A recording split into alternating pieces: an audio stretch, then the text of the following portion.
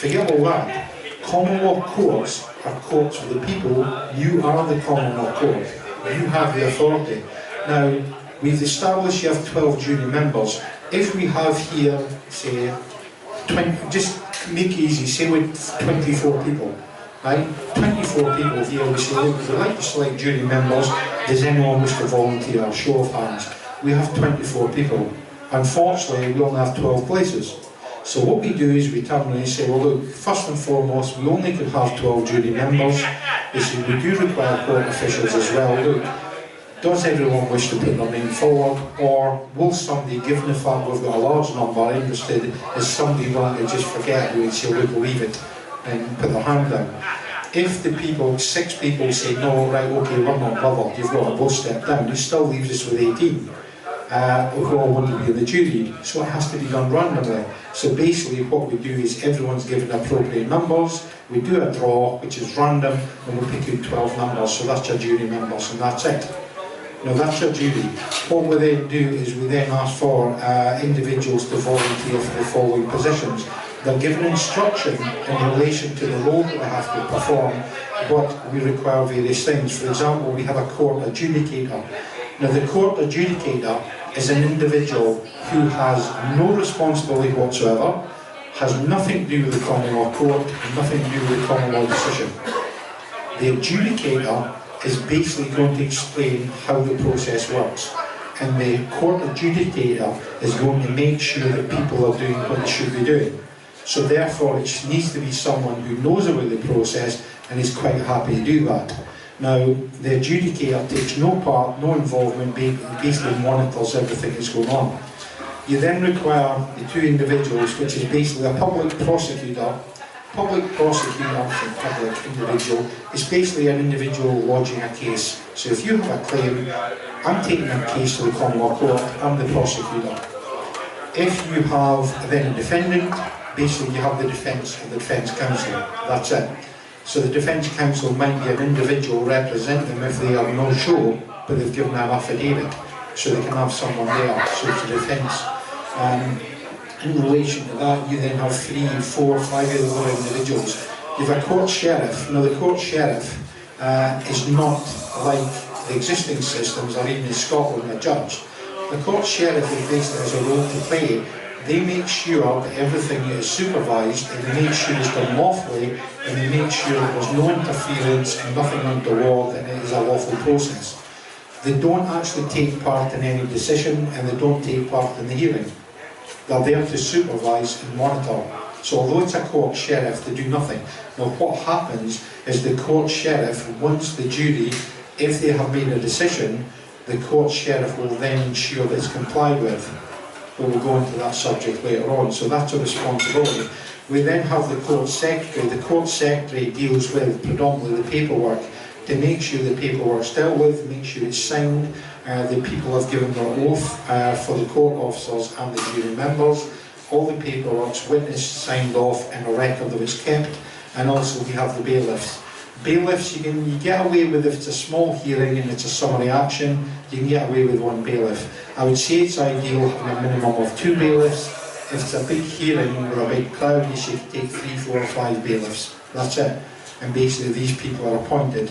Now they're appointed for the 1 hearing, and they're all appointed with the members of the public. And similar rules apply. If 2 or 3 people had wanted to be the sheriff, you then obviously do a draw to make sure see who's suitable, and that's it. These office bearers are actually instructed and told what the involvement is, but realistically they're not involved in the actual process, because the Common Law Court and the law is created by the people. You're the common law. You're the Common Law Court. You have the authority, not these officials. The officials are there to assist the process and to make sure it's lawful. As I said, we went through the paperwork. Every individual, all court officials and jury members have to be sworn in. So you have we basically take an oath here, everyone's sworn in, and with that there's appropriate paperwork they have to sign as well, confirming the oath. The adjudicator, we point to, is not the equivalent of a judge or a magistrate, it's simply an advisor to the court, and again, the jury in a common law court is the law. The jury creates the law, so they have the power and it's returned to the people. The trial itself, after an initial introduction by the adjudicator, who commences the hearing, the trial commences with opening arguments by the plaintiff, and then if he appears, the defendant. So that's the way it works. So you have these opening arguments. However, the trial can actually proceed even if a party fails to appear. That would normally be the defendant if they refuse to participate. It's not a problem. There's two ways you can deal with it. If they refuse to participate, you can actually issue a court summons and go out and get officers to lift them and take them into court. So you can do it that way. But the point is, if they're not going to appear, they're not interested, just continue without them. And the jury basically know what the response is from the individual, whether they've submitted an affidavit of truth, whether they've obviously tried to have a pre-trial conference, and whether or not they're interested in appearing. It's down to the jury, so they assess that themselves and decide how they want to proceed. But you don't need them. Now this trial, being conducted in what we call in absentia, remains a legitimate lawful procedure. So just because someone doesn't appear, providing you followed the process and issued a summons and went through that. Now by issuing a summons, you can't just issue a summons, but to be fair, this is we refer to the, how do you phrase this? The statutory rules and regulations.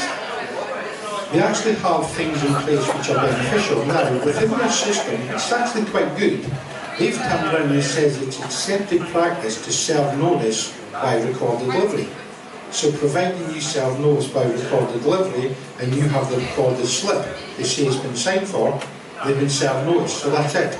So basically they've actually received that, so providing they've received and signed for notice, that's the way it works. Now what we do is instead of sending it by recorded delivery, we send it by special delivery, which means that it has to go to the individuals. It can't go to a neighbour or anything, it has to be signed for. So it goes to the individual. That is proof that has been served. What if they refuse the service? Sorry, I can't hear you just now, but if you want, we can ask questions at the end. We'll finish what this. If they refuse? They can't, you see, it doesn't matter, it doesn't make any difference. Sorry, the question was here is what happens if they refuse to sign? It doesn't matter, because according to the existing rules, which the state use, and which would be accepted practice, I believe, for members of the public, if you go to the post office, and the post office guarantee that they will deliver it to that individual by, say, 1 o'clock the next day, that is their part, they've ordered that, that's your agreement. So you've paid the money, that then's gospel. So that is presented to the court. Now if they refuse to sign for the next day, it doesn't matter, because the post office have backed up what we've done and they've been served the notice. So therefore that's acceptable. So under common law, this is how the process works. It goes back to the people. The proceedings itself, moving on. We went on about the initial presentation. After that, the plaintiff himself is then cross-examined. If we have a defendant, the defendant can then question the plaintiff on points of his case. So the plaintiff makes his opening statement, the defendant comes in, questions it, so it goes back and forth, a question and answer situation. Following the cross-examination of the defendant, following the cross-examination, the defendant then presents his case, and after he's presented that, the plaintiff then has the opportunity to cross-examine him by asking questions. Now, having done that, it sets up the initial process through the opening statements, through the question and answer situation, and basically we proceed on to a closing statement. We then have closing summaries, which are basically arguments to the jury, and then the final advice given by the adjudicator. So, having given the closing summary, you've given the opening presentation, you've then been asked questions by the opposition, which you've answered, you've then covered the information, the evidence, the paperwork, and then you get to make a final closing statement. So you do that, similarly your opposition gets the same. And then when all that's done, the adjudicator then steps in to give further advice and information to the individuals concerned and to the jury. After the main proceedings have been dealt with, the adjudicator has the final chance basically to question both other parties So if the parties are involved and there's something they need to clarify for the jury's point of view, the adjudicator can step in and say, look, okay, in relation to this, there's a couple of things we need to clarify, and then the adjudicator can ask questions for the jury members. And then basically this is after that, final advice is then given to the jury. Now, when we give advice to the jury, we turn around. This is not, we keep saying this is a lawful court. You cannot, in a lawful court, you cannot hold an individual accountable for the crimes of the state.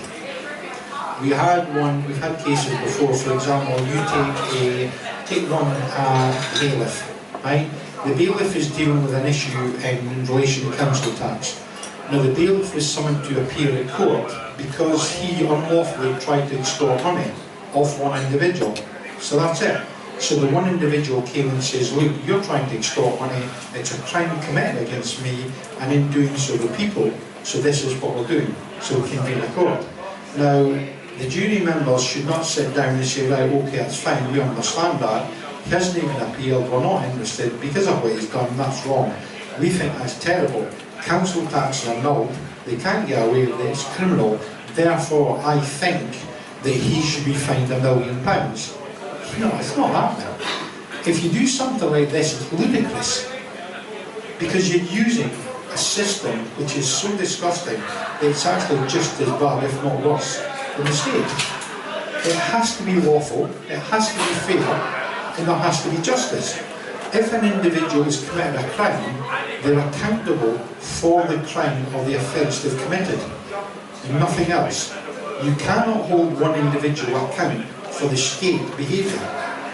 Similarly, if you have an individual, or for example a council employee, you can't then turn around and say, well, I think the council employee is disgusting, he should be charged, but I think we should also hold the CEO accountable as well. Because you can't do that. First of all, the CEO hasn't been summoned to appear. He has no case to answer, and it's got nothing to do with the evidence that's been presented to the court. The claim that went to the court was a claim made by an individual. So they've submitted one claim, and that's it. You cannot then target other people. You don't do that. And when you're actually turning around and saying, right, we have a bailiff here, are we going to charge them and find them guilty? Well, if they decide yes, they say, right, well, what are we going to charge? How much damages will we give? The claimant has put down the terms, what they're looking for in relation to the claim. The statement of claim covers the wrong it's done to them, it says what they require from the court and the remedy sought. So basically that all goes down in the statement of claim. Now, if they do not ask for anything else, they shouldn't then volunteer on other things, and it has to be kept reasonable and fair. If the guy has suffered, say, £10,000 of damages for hardship, give him his £10,000 back, and it would only be fair he gets a little more for compensation, which is fine. You don't give him £1 million. You can't do that. That's not honourable. That's not fair. But the point is, presented with information, a jury will then turn around and say, well, wait a minute, hold on a minute, that's not right. If this has happened, yes, this is what we're going to decide. Now, the jury can decide anything they want. But bearing in mind they've got a job to do, it's lawfully convened and it's lawfully run. They have to hold people accountable, and it has to be fair. At some point in the future, somebody might hold you accountable or take you to a common law court. If you've caused £5,000 of damage to someone's property, you don't want to be charged £1 million, which is ridiculous. You've caused 5,000, so it's only fair you should reimburse them, possibly with a slight increase to compensate them. That's it. But the thing is, if the system is fair, it applies to everyone. So it's when you're actually presenting information and educating the jury, you have to let them know how to deal with it. Now, we can't actually give any advice or indication or guide them and say, look, this is what you're required to do. So there are certain claims from the jury. What the jury will do is adjourn, they appoint a chairman themselves, which they have to vote on, so they get a nominated chairman, and then what happens is they then come to a decision. So we'll go in here. I'll jump back slightly. So the plaintiff and defendant then have the right to give their closing summary, which we've covered. The adjudicator closes with any final comments to the jury. Now we've actually jumped on here. what we're saying just now, the information to the jury, the court is held in recess while the jury adjourns. The jury will be taken to a separate area, a separate room. They're taken by the bailiffs and will then be left alone to make the judgment. Now they'll decide themselves. But as I said just now, they have to think about it rationally, fairly and lawfully. So they can actually rewrite any law, they can create laws, they can claim anything they want. They have the authority. It has to be fair. Now, when they're reaching a decision, the thing about the Common Law Court is it has to be white on white, and it has to be purer than anything else anyone uses, and it basically has to be lawful. So therefore, to prove a case, you have to obtain a unanimous decision. That's it. Without a unanimous decision, there's doubt in it, and it's debatable whether or not you can actually get what you want.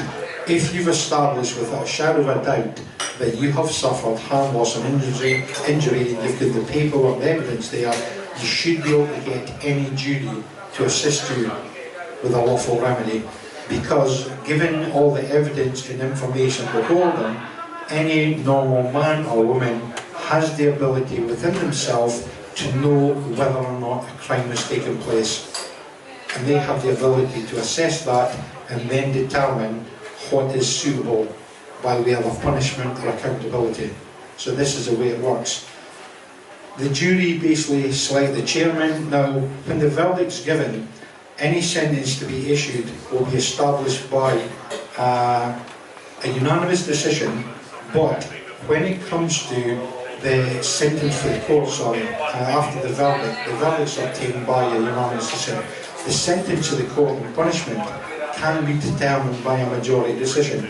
The main issue here is not the sentence. The main issue is whether or not they're guilty, right? So the verdict has to be unanimous. Once you've done that, you've then got to think of the suitable punishment. So there will be a discussion between the jury members, but it doesn't have to be unanimous, because they may have a slight claim or a slight variation in relation to the punishment. Somebody may want an additional punishment added, they may want an additional order, they may want additional fines to be charged, or a fine or damages. Basically the way it works is a discussion between the jury members, you then vote and come to a decision. So everyone has the opportunity to deal with it, and then what you do is when you have a vote, you can have 2 or 3 votes, but when you come to a final one, basically it's worked by a majority decision. So you have 12 jury members, they can vote on what the punishment is, the sentence is, and then when they do that, if the vote is split 6-6, the chairman has a casting vote. That's the way it works. So you then come up with that for the sentencing. So that's not an issue, because basically the sentencing is just how much of what's happening, the consequences. The main issue is the verdict of the court, which is unanimous. Now, on deliberations, there's actually no time limit for deliberations. So during this time, the jury members are not allowed to contact anyone apart from the court bailiff. So basically anyone sits here, no mobile phones, no contact, nothing. They just sit with jury members and discuss it. What happens is if they need any information, they speak to the bailiff, and then the bailiff will go and get what they want. So they deal with through the bailiff. The bailiffs also act as a guard and an escort. So if you take a jury from one room into another room to adjourn, they're protected, nobody can get access to them. A bailiff would go with them. One would actually sit in the room to make sure they're not on mobile phones or anything, and the second would stand outside the door to make sure they're protected. So that's the way it works. Also, the jury's verdict and sentence must be consensual and non-coerced. In relation to the verdict and sentence, the court, after it's reconvened, the court is then, the public gallery is informed that the jury has reached a decision on the verdict. So this is that came out, the chairman will be asked for information, the chairman will confirm based on the information regarding the verdict, whether the verdict has been reached in a unanimous decision or it hasn't been. Now the defendant, if he does not have a unanimous decision against him, has to be declared innocent immediately, not guilty. So therefore this is with the information coming back, it's either guilty or not guilty, and if it is guilty it has to be unanimous. That's the way it works. The jury chairman, who had been chosen from among them by the vote, announces the verdict to the court, and again, based on the verdict, if it's not guilty they can't do anything. If it's a guilty verdict, so based on that, they then come to a final sentence, and if any, this is declared by the jury members to the court. The court then adjourns. The adjudicator then frees the defendant if he's found not guilty, or basically affirms and authorises the decision of the court in the name of the community and the people, and basically then instructs the sheriff to enforce the sentence. Now the sheriff then, on a guilty verdict, will have court orders which he will have to sign. With the court orders, it's allowing for the Common Law Court to enforce it, and he will sign lawful notices to appoint court officers or enforcement agents to go and enforce it. Enforcement agents can be sworn in. There will be a lawful declaration made, which gives them power to enforce this on behalf of the people. They'll be given obviously cards to confirm their positions, and they can go and collect money. Now, if the interesting thing here, which is what to think about, is if you have a common law court, the common law court, which is the people, decide that someone has been found guilty. So someone's been found guilty, and they then sign off the paperwork and appoint court officers. So when the court officers go to enforce it, they turn up to the venue, workplace or home, they do the one. They literally can go in and act as enforcement officers, bailiffs, sheriff officers, whatever you want to call them. They can go in and recover property or the money that they were charged. So when you knock at the door and the individual turns up, they have to pay up the rest. If they don't pay up, the court officers will have the authority to enter property. They can remove property, possessions, by way of part payment. And there's various other things they can do, which is coming from the authority of the people. So the people do that. Now the interesting thing being is because you've done this under the authority of the court, the statutory system can't deal with this, because it's the highest court in the land. They can't interfere with it. If the police turn up or the police are powerful, it's not a problem. The police have to make sure there's not a breach of the peace, and they have to assist. But the point is, if it's a court verdict from a lawful court, and it's a guilty verdict, and there's a court order to pay up, the police, by refusing to assist, or to try and take action to stop this or prevent it, or to protect someone or the guilty party, are complicit in a criminal offence, and they've actually confirmed that they're committing crimes against the people. So when someone convenes a case as well, you do not go as an individual to state a claim.